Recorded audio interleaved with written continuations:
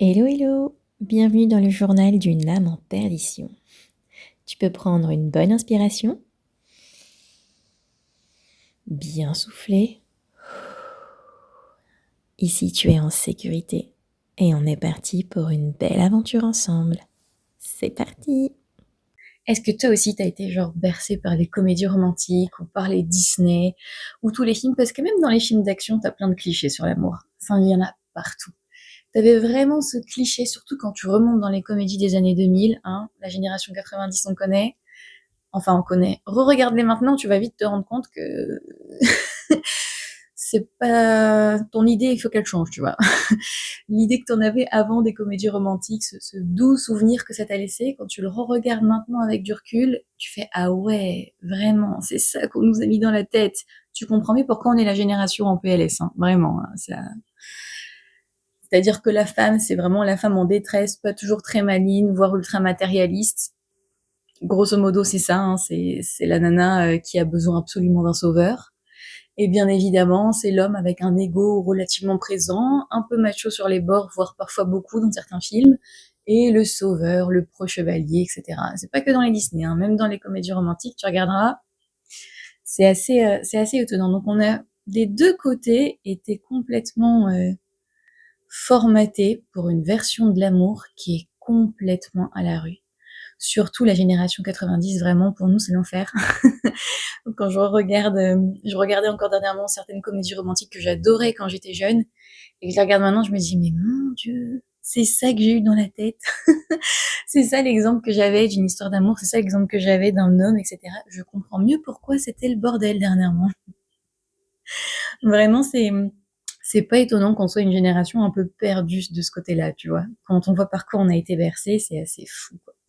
Est-ce que tu as regardé? Dis-moi en commentaire, je serais très curieuse de voir si toi aussi tu as regardé ce type de comédie, etc. Ou échangeons sur Insta comme tu veux, peu importe. Mais je serais curieuse de voir si je suis la seule qui a eu cette espèce de prise de conscience sur tout ce qu'on nous a foutu dans la tête quand on était jeune avec tous ces films, tous ces Disney, etc. En gros, on nous a bourré la tête de beaucoup de conneries, mais alors vraiment beaucoup. Et tout ça, en fait, c'est à déconstruire. On a beaucoup de travail de déconstruction, en fait, à faire pour arriver à être bien en amour, à être bien dans une relation et pas à, à y mettre plein de fantasmes et se retrouver plein et pleine de désillusions quand ça fonctionne pas parce qu'on a été rempli de mauvaises idées, tu vois. Pour ceux qui n'ont pas forcément eu la chance d'avoir des parents qui donnaient l'exemple, entre guillemets, de ce que c'était une bonne relation saine et construite, malheureusement, il n'y en a pas beaucoup et les générations d'avant nous étaient pas forcément mieux loties. Moi, je les appelle un peu la génération de la case à cocher, tu vois. La génération de nos parents, voire de nos grands-parents, mais surtout de nos parents, que j'ai en tête, c'est que vraiment, c'était la génération où il fallait cocher la bonne case. Il fallait être marié, il fallait avoir des enfants, il fallait avoir un CDI, enfin bref, c'était je coche la case, quoi. Donc c'était pas forcément mieux. Mais l'idée là, c'est qu'on plonge un peu là-dedans et qu'on regarde un peu, ouais, si on parlait vraiment d'amour et sans tabou, tu vois, sur ce que c'est et ce que c'est pas. On va commencer par ce que c'est pas déjà. Ce que c'est pas. Une vraie relation saine en amour, c'est pas essayer de la réparer jusqu'à s'en briser. C'est pas t'épuiser à faire en sorte que cette relation elle fonctionne. T'épuiser jusqu'à ne plus avoir aucune ressource, voire même jusqu'à tomber en dépression. Hein. C'est tout à fait possible et c'est pas ça une vraie relation saine. Tu dois pas y aller jusqu'à complètement te détruire pour qu'elle fonctionne, parce que c'est pas ok, tu vois, c'est pas juste. Tu dois pas t'oublier pour l'autre. Une vraie relation, c'est pas s'oublier pour l'autre. C'est pas non plus faire que tout tourne autour de l'existence de l'autre. C'est pas adapter tout ton quotidien, tout ton planning ou toute ton existence pour que tu puisses voir l'autre, avoir des moments avec l'autre, etc. C'est pas ça une vraie relation. Déjà, ça doit être dans les deux sens. Et t'as pas à faire de ta relation amoureuse le centre de ton existence. La vie est remplie de mille choses et c'est complètement déséquilibré et pas sain pour toi de mettre ta relation amoureuse comme un espèce de dieu central de ton existence et laisser tout le reste de côté. Parce que c'est tout un tas de parts de toi que tu délaisses et que tu oublies pour cette relation. Donc non, une vraie relation amoureuse saine, c'est pas ça. C'est pas mettre cette espèce d'autel au milieu de ta vie qui est ta relation amoureuse ou la personne que t'aimes et avec qui tu partages ta vie et tout faire tourner autour d'elle. Ça doit pas non plus être que de la douleur et que de la difficulté. Bien sûr qu'il y a des hauts et des bas dans une relation, bien sûr qu'il faut faire des concessions et que parfois c'est compliqué, évidemment. Mais ça ne doit pas être que ça ou majoritairement ça. Si ça te provoque beaucoup d'angoisse, d'inquiétude, de douleur d'être dans une relation, que tu as l'impression que c'est vraiment dur, que tu portes tout sur tes épaules, etc. C'est pas ça une relation saine. Ça peut être beaucoup plus simple, beaucoup plus doux et beaucoup plus agréable que ça. C'est absolument pas devoir quémander de l'affection. Une vraie relation saine, ce n'est pas quémander de l'affection, ce n'est pas devoir sans cesse demander de l'attention, devoir sans cesse demander de la reconnaissance, de l'amour, peu importe la forme qu'elle ait, que ce soit sous forme de mots, de gestes, etc., d'attention, de regard. Tu n'as pas à quémander. Si tu dois demander, si tu dois quémander, c'est qu'il y a un problème. C'est qu'il y a un déséquilibre, que peut-être c'est pas la bonne personne, ou que peut-être tu as un travail à faire sur toi, peut-être que, mais il y a un déséquilibre d'un côté ou de l'autre, voire même des deux. Mais une vraie relation saine, c'est pas devoir quémander de l'amour ou de l'attention. Ça, c'est hyper néfaste, en fait. Une vraie relation saine, c'est pas non plus sans cesse devoir expliquer ce qui te fait mal, essayer de toujours justifier pourquoi là tu te sens pas bien, pourquoi là t'as telle réaction, pourquoi ci, pourquoi ça. Bien sûr que dans un couple, c'est indispensable et c'est primordial de communiquer. Et oui, de s'expliquer et de discuter avec l'autre. Mais tu ne dois pas te retrouver sans cesse à devoir le faire, sans cesse à devoir répéter, voir les mêmes choses pour que l'autre daigne essayer de te comprendre. Tu n'as pas à éduquer ton ou ta partenaire. C'est pas ton rôle. C'est pas à toi de l'éduquer et de faire en sorte qu'il comprenne ce que c'est qu'en fait être en couple. C'est aussi faire des efforts pour comprendre l'autre et c'est pas à un des deux parties de toujours tout expliquer à l'autre, de toujours tout lui faire comprendre et de toujours tout lui apprendre. Ça non plus, c'est pas ok du tout. Et ça, c'est pas du tout une relation équilibrée dans laquelle tu vas pouvoir t'épanouir. Ce n'est pas non plus être le ou la thérapeute de ton partenaire. Vous n'êtes pas des centres de réhabilitation, ok? Vraiment. En fait, si quelqu'un n'a pas, si la personne qui partage ta vie, elle n'a pas suffisamment fait de travail sur elle-même, elle n'a pas fait cette introspection, etc. C'est pas à toi d'être son ou sa psychothérapeute pour qu'il fasse ce travail, parce que ce travail, il ne peut venir que de cette personne-là. Il y a que elle qui peut avoir le déclic pour se lancer là-dedans et le faire. Et toi, en fait, en essayant d'avoir ce rôle-là parce que tu l'aimes et que tu veux qu'elle s'améliore et que tu veux qu'elle soit bien, ce qui est parfaitement légitime. Mais le problème, c'est que quoi que tu fasses, ça ne fonctionnera pas. Tu vas juste t'épuiser. Quand on est trop proche d'une personne, on peut pas lui apporter ce déclic. On peut pas lui apporter cette prise de conscience. Il y a que cette personne qui peut l'avoir et décider d'avoir enfin cette prise de conscience. Toi, tu vas juste t'épuiser à essayer de faire en sorte que. Donc vraiment, ne, ne perds pas ton énergie et ton temps là-dedans, parce que tout ça c'est précieux, et que c'est pas ton rôle. Vous n'êtes pas des centres de réhabilitation, vous n'êtes pas les thérapeutes de vos compagnons, même si vous êtes thérapeute dans la vie, c'est pas votre rôle de l'être pour votre partenaire. C'est à lui de se prendre en charge, c'est à cette personne-là de se prendre en charge, de se prendre en main. C'est pas à vous de le prendre par la main, de prendre par la main cette personne et de tout lui apprendre. Bien sûr, quand on est avec quelqu'un, on le soutient et on l'aide à passer des épreuves, etc. Et on l'aide à évoluer, évidemment. Mais comme tout ce que je te dis régulièrement chaque semaine, c'est toujours une question d'équilibre. Il faut placer le curseur au bon endroit. Bien sûr qu'un partenaire de vie, ça doit être un support, un soutien, ça doit t'aider à t'élever, à t'améliorer, bien évidemment. Mais ça ne doit pas tout porter. Tu n'as pas à tout faire pour l'autre. Si l'autre il fait pas sa part, si l'autre il prend pas conscience de ce qui va pas et de ce qu'il doit améliorer dans sa vie, c'est pas toi qui va lui apporter ces éléments-là. Tu auras beau dire tout ce que tu veux, de toute façon ça va rentrer là, ça va sortir là. C'est un peu le problème quand on est très proche de quelqu'un, c'est que il y a beaucoup de déni inconsciemment qui se met en œuvre et cette personne ne pourra pas entendre ce que tu as à lui dire. Donc ouais, ne t'épuise pas là-dessus. Encore une fois, vous n'êtes pas des centres de réhabilitation, ok? Aussi, une relation, c'est pas avoir des paroles et des actes qui ne sont pas cohérents. Si tu remarques une incohérence entre les paroles et les actes de quelqu'un, c'est qu'il y a un souci et c'est pas ça une vraie relation. En fait, quand t'es vraiment avec quelqu'un, que c'est sain, que c'est stable et que chacun met les efforts qu'il faut, tu te poses pas ce genre de questions. Tu vois, les paroles et les actes, ils sont cohérents, ils ont du sens, ils sont logiques, ils sont dans la continuité. Il n'y a pas de différence. Il n'y en a pas un qui est à un niveau différent par rapport à l'autre. C'est équilibré, en fait. C'est logique. Et si t'as la moindre petite suspicion, la communication règle le problème. Mais quand on te berce de magnifiques paroles, mais qu'en termes d'actes, ça ne suit pas, c'est pas ça de l'amour, c'est pas ça une vraie relation saine. Là, tu commences déjà à rentrer dans un truc un peu d'emprise, de dépendance pas génial, tu vois.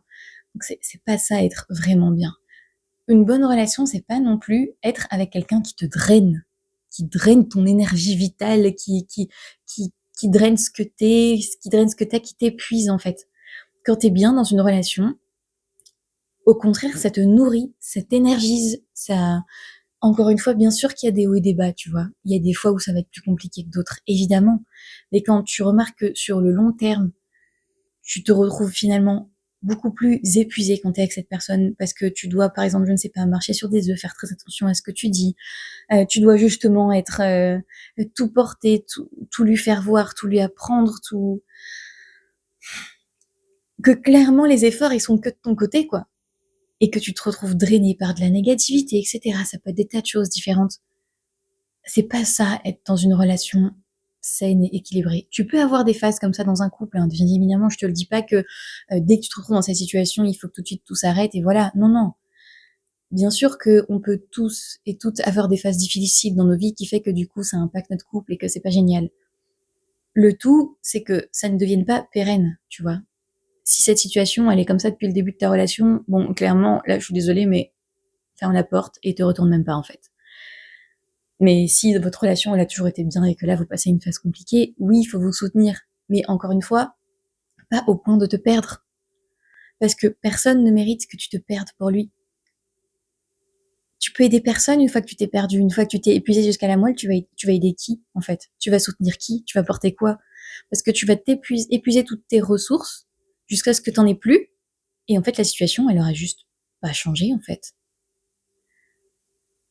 C'est juste que toi, tu te retrouveras avec plus rien et la situation, elle aura pas changé. Donc vraiment, trouve cet équilibre, cet ajustement. Bien sûr qu'il faut se soutenir, bien sûr qu'il faut s'entraider, bien sûr que quand on a des phases difficiles, on est là pour l'autre. C'est aussi ça, c'est dans les bons comme dans les mauvais moments. C'est pas juste quand tout va bien. Mais il faut trouver le bon équilibre. Et tout ce que je te dis là qui ne doit pas être dans une relation saine, équilibrée, la plupart sont d'expérience, mais la liste pourrait être encore très longue. Je veux dire, c'est pas exhaustif. Et si on part vraiment dans les trucs très toxiques, je les ai pas mis là. Il y a un épisode dédié aux relations sous emprise. N'hésite pas à les regarder. Alors, il est que en audio, celui-là. Mais tu peux le trouver sur toutes les plateformes. Enfin, peu importe. Mais en tout cas, là, on est vraiment sur des relations. On va pas dans les relations extrêmement toxiques. Là, on est sur des relations un peu classiques qui ont tendance à dévier du fait que on a tous et toutes été plus ou moins formatés dans un sens et qu'il y a un vrai travail de déconstruction à faire pour pas se retrouver dans ce genre de situation dans nos relations. Maintenant, qu'est-ce que ça devrait être, en fait? Une vraie relation saine et équilibrée avec quelqu'un. Déjà, une vraie relation, c'est sincère, c'est ouvert. T'as pas de doute sur les intentions de la personne. T'as pas de doute sur le fait qu'elle soit sincère avec toi, sur le fait qu'elle ait envie d'être avec toi, qu'elle ait envie de passer du temps avec toi, sur ses intentions envers toi, sur ses engagements, etc. Une relation bonne pour toi, tu n'as pas ce genre de doute et de questionnement. Si tu en as, crève très vite l'abcès. Et si en ayant provoqué la discussion, t'as encore des doutes, passe ton chemin. Réellement, passe ton chemin. Tu perds ton temps. Tu perds ton temps et ton énergie, et t'as quelqu'un de bien plus aligné et de bien plus en lien avec toi qui t'attend quelque part et certainement pas très loin. Mais vraiment, une relation bien, t'as pas de doute sur les sentiments de la personne, tu vois. On n'est pas dans, encore une fois, ces comédies qui nous ont bercés dans les années 2000, où t'avais ce truc du gars qui est avec quelqu'un, mais qui tombe amoureux d'une autre fille et qui sait pas trop, et machin. Ça c'est complètement toxique, les gars. Non. La personne, quand t'es avec quelqu'un, quand tu veux être avec quelqu'un, que ce soit de ton côté ou de l'autre, ça doit être limpide sur les intentions de la personne. Limpide. Si ça ne l'est pas, comme je dis, tu crèves l'abcès, et si après ça, c'est toujours pas limpide, passe ta route. passe à autre chose. Il y a bien mieux qui t'attend. C'est aussi quelqu'un qui s'assure que tu vas bien, quelqu'un qui est rempli de petites attentions. Alors après, on a tous et toutes notre façon d'être attentionné. Il n'y a pas une seule façon d'être attentionné, c'est pas uniquement offrir des fleurs ou laisser des petits mots. Les petites attentions, ça peut être dans plein de choses. Ça peut être dans un regard, ça peut être dans une question posée, ça peut prendre 1 million de formes différentes en fonction de la personne, de sa personnalité, de ce qui lui parle à elle et de ce qui lui semble important à elle, tu vois. Donc faut pas vous focaliser sur votre propre définition des petites attentions. C'est pour ça que ça c'est important d'en parler aussi. Mais vous pouvez très bien avoir quelqu'un d'extrêmement attentionné sans forcément vous en rendre compte parce que sa façon d'être attentionné, c'est pas la vôtre. Et on a tous un langage de l'amour. On peut avoir un langage de l'amour différent en fait avec la personne avec qui on est, parce qu'il y a plusieurs langages de l'amour qui existent. Donc ne vous bloquez pas sur un seul type de langage parce qu'il y en a des tas. Ce qui est important pour être bien dans une relation, c'est d'être avec, enfin en tout cas que les deux personnes aient fait un travail d'introspection sur eux-mêmes.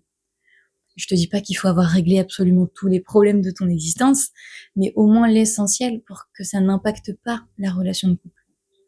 En fait, tu t'en es certainement rendu compte, mais les relations de couple, c'est de vrais catalyseurs pour de développement personnel, de prise de conscience, de choses qui vont pas.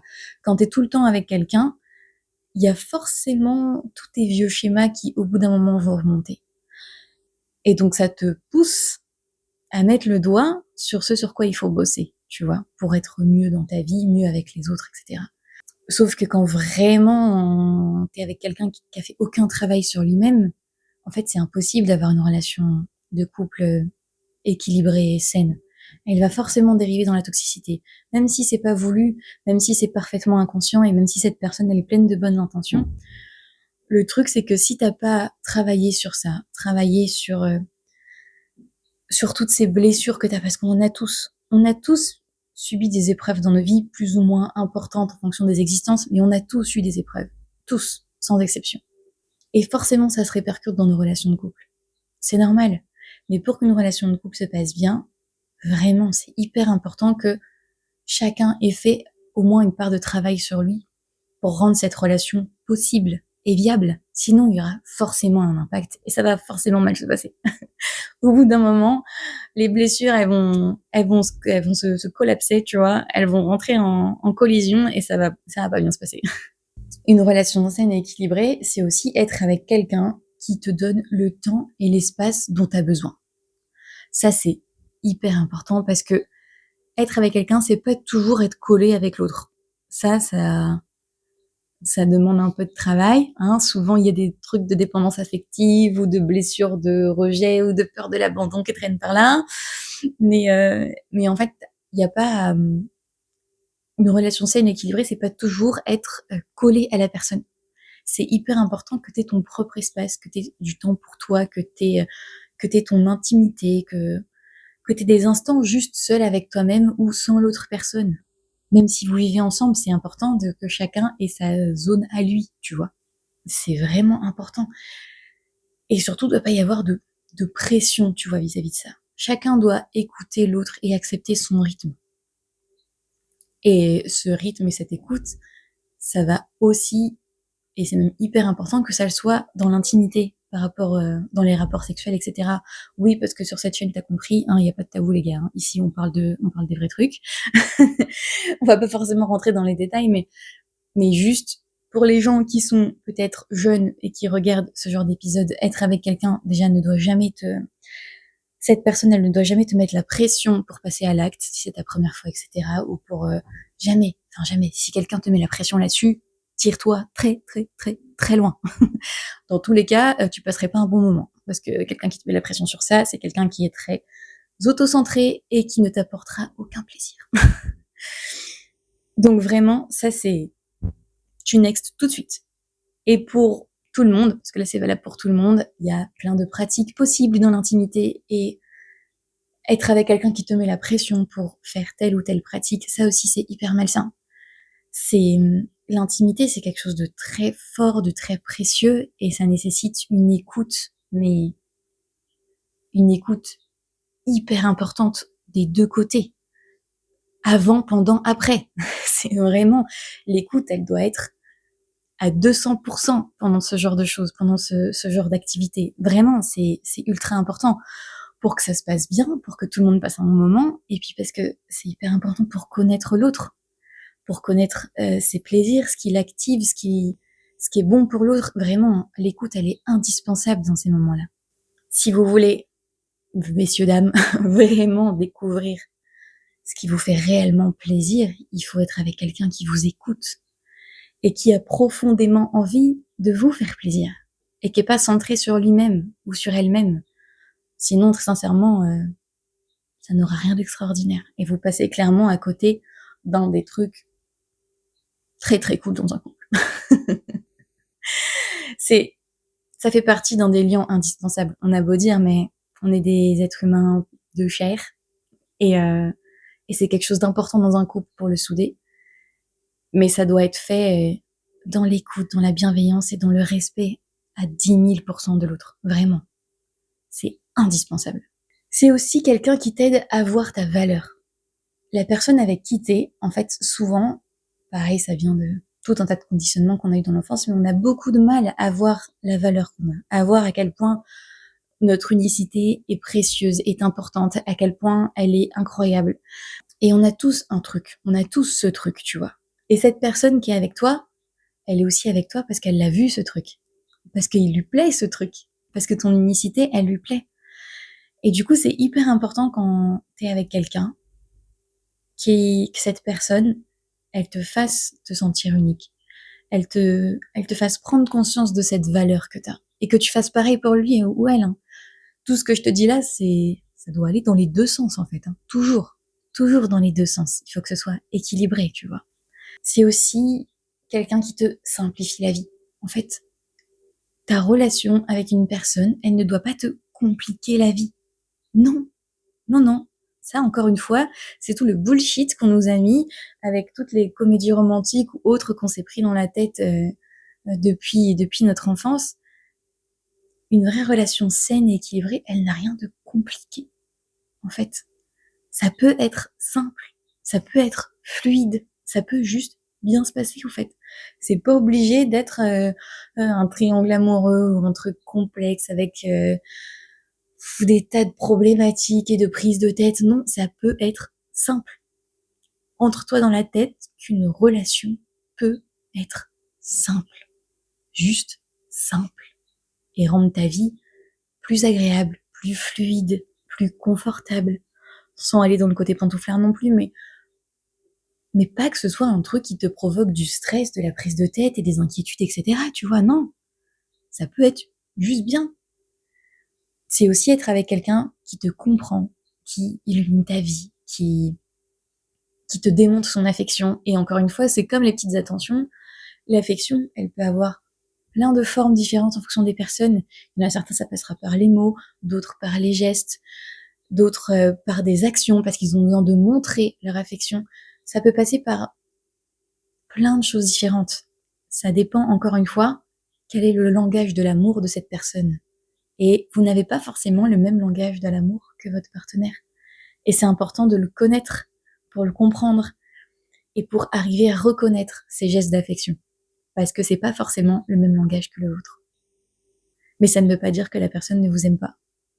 C'est juste que parfois, il faut arriver à mettre les lunettes de l'autre, entre guillemets, pour voir quelle est sa façon de vous aimer. Et si vraiment sa façon de vous aimer est complètement incompatible avec votre mode de fonctionnement et que ça ne vous convient pas, et bien c'est aussi important de s'en rendre compte pour passer à autre chose. Mais en tout cas, ouais, il y a plein de langages différents. Et une relation, ça doit être une safe zone, une safe place. Une zone où t'es en confiance, où t'es apaisé, tu dois pas être stressé, ni angoissé, ni inquiété. Ça doit être une zone où t'es bien, c'est un cocon en fait. Une vraie relation saine avec quelqu'un, c'est un cocon. C'est un endroit où tu peux te relâcher, être toi-même, déposer tous les filtres sociaux que tu dois avoir dans la société et juste être à 10 000% toi. Ça, c'est une vraie bonne relation. C'est quelqu'un qui te dit la vérité. Parce que le mensonge dans une relation, ça n'a rien de positif. Hein. Et qui te dit la vérité, même quand elle est difficile à entendre. Ça vaut aussi pour les relations amicales. Mais pour le coup, dans une relation de couple, c'est hyper important qu'on soit capable de se dire les choses, même quand c'est dur à entendre. Parce que il faut toujours le faire avec bienveillance, bien sûr, faut pas envoyer les trucs comme ça dans la gueule de l'autre, tu vois. Il faut enrober si c'est nécessaire pour que ce soit bien accueilli, mais il faut accepter de dire les choses même quand elles sont dures, et de recevoir les choses même quand elles sont difficiles. Ça va encore une fois toujours dans les deux sens. Il faut être prêt à donner et à recevoir. Donc ce que j'essaye de te dire cette semaine sur ce que c'est l'amour. Alors je prétends pas avoir toutes les réponses. Ce que je te partage là, en fait, c'est l'expérience de la vie. C'est ce que j'ai vu autant dans mes relations que dans celles des autres autour de moi. C'est vraiment un medley de toutes ces années d'expérience, on va dire. Tu peux ajouter à tout ce que je t'ai donné là, ce qui devrait être, ce qui ne devrait pas être, des tas d'autres choses. C'est loin d'être une liste exhaustive, mais je t'ai donné, à mon sens, les éléments les plus importants et ceux que j'ai vus le plus, finalement, dans les différentes relations que j'ai vécues ou que j'ai vues autour de moi qui ont fonctionné ou pas fonctionné. Donc c'est vraiment à toi de prendre ce qui te parle et de voir ce qui résonne avec toi. Donc tu peux ajouter ce que tu veux, mais en tout cas, s'il te plaît, ne t'enferme pas dans une relation confortable, dans une relation moyenne où tu es juste bien parce que tu mérites mieux que ça, parce que la personne avec qui t'es mérite mieux que ça, parce qu'il y a rien de bien ni pour toi ni pour l'autre à être pantouflard ou pantouflarde dans une relation. Vraiment, c'est triste parce qu'il y a quelque chose de tellement mieux qui peut t'attendre. Tu peux vivre tellement mieux qu'une relation juste bien, juste moyenne. Tu peux avoir une relation de ouf, tu vois. Faut juste, prendre nos courage à deux mains et y aller. Mais ne te contente pas de moyens. La vie, elle est beaucoup trop courte pour ça. Et comme je te le dis souvent, on est sûr que de cette vie-là. Peut-être qu'il y en a d'autres, j'en sais rien. Mais en tout cas, on est sûr que de celle-là. Donc fais en sorte que celle-là, elle compte. Fais en sorte que tu puisses vivre toutes les expériences à fond. Et l'amour, c'est pas juste moyen. C'est pas juste bien. Ça doit être incroyable. Ça doit te faire vibrer, ça. Bien sûr qu'il y a des hauts et des bas. Je suis pas là en train de te dire que c'est des paillettes, des arcs-en-ciel, des petites licornes, etc. Bien sûr que non. Ça fait aussi partie des trucs qu'on nous a foutus en tête.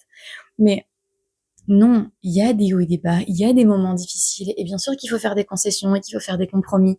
C'est simplement qu'il faut s'assurer de ne pas s'oublier dans ces concessions et ces compromis et dans ces hauts et ces bas. Parce qu'à partir du moment où tu t'oublies, ça fonctionne plus. Et s'il y a un truc aussi que tu dois retenir cette semaine, c'est que ça n'a pas spécialement à être difficile ou douloureux ou compliqué. Ça peut être simple et fluide. Laisse-toi l'opportunité de vivre une relation simple et fluide. Mille merci pour ton écoute. N'hésite pas à me suivre sur Instagram et les autres réseaux sociaux pour plus de contenu et pour être informé de chaque sortie de podcast. C'était le journal d'une âme en perdition. Je te retrouve la semaine prochaine pour de nouvelles péripéties et je te souhaite une belle journée.